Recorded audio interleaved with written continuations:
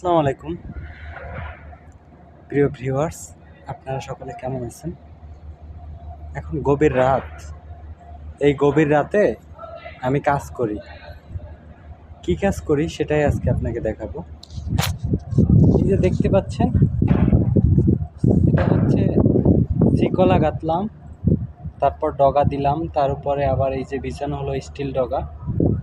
এরপরে এখানে আমি দাঁড়িয়ে আছি ফ্লাইয়ের উপরে। এই ফ্লাই এটার উপর বিছানো হবে, তারপর চারো পাশ থেকে আটকানো হবে, তারপরে এখানে ছাদ হবে।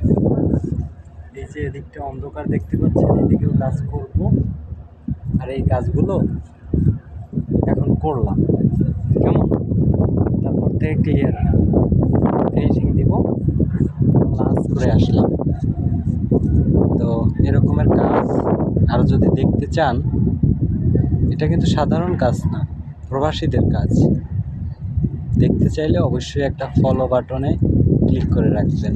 ভালো থাকবেন, ধন্যবাদ। আর আমাদের প্রবাসীদের জন্য একটু দোয়া করবেন,